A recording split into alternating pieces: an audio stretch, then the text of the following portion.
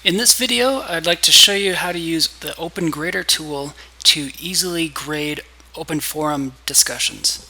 Once you're ready to grade an open forum discussion, you're going to click on the blue gear icon in the upper right corner, and then in this action menu that appears, you will click Open Grader.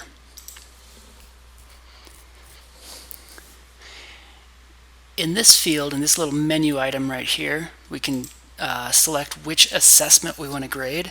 So I'm going to start with Demo Discussion Forum, and then just to the right of it we can select which student we want to grade. So the first student on the list is Silence Do Better. So as I scroll down a little bit, it shows me total number of posts, 3, 1 original post, 2 replies. And if I want, I can only show this user's posts. But what it's doing by default is it's showing when a student replies to someone else's post, it shows the other person's post to help put the response into context. And what's nice about this Open Grader tool is it collates all of the students' posts for this particular forum in one place, making it a lot easier for you as the instructor to grade. You enter in your grade here. Right now it's out of 100, but it can be out of whatever point value you want it to be out of.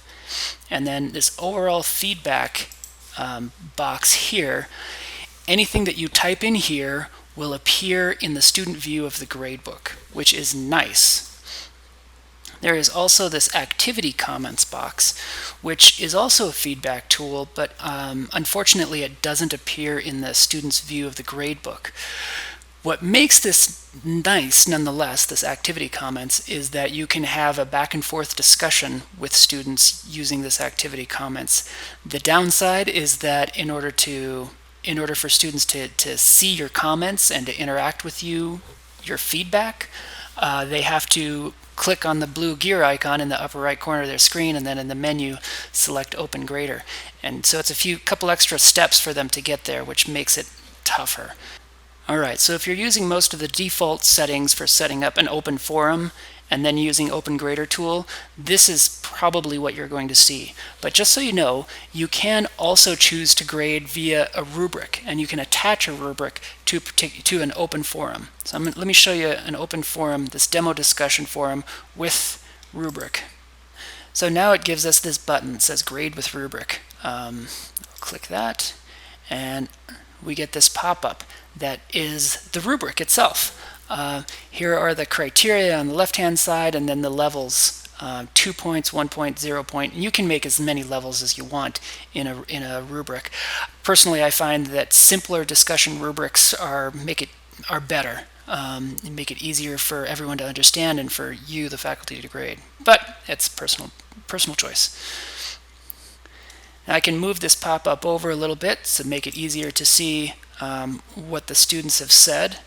And when I want to enter in scores, all I have to do is click.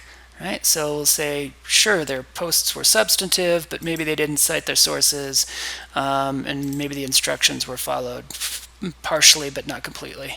If I want to leave feedback attached to any of these to a particular criterion, I can do that. But then I can also leave overall feedback. And again, this overall feedback appears in the student's gradebook. Then I click on Save Grade, or Save Grade and Next, which will jump me to the next student. Just like that. I think the Open Grader tool has the potential to save faculty some time. It's definitely better than, say, reading the discussion forum and then trying to manually enter in student scores into the gradebook. All right, thanks.